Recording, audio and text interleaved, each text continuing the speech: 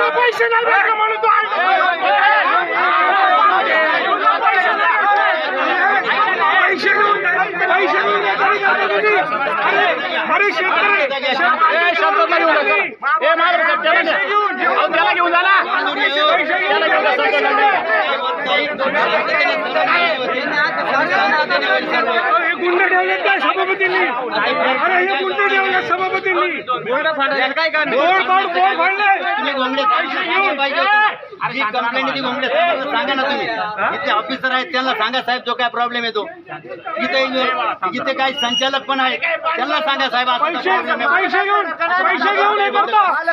भांडण नका करू।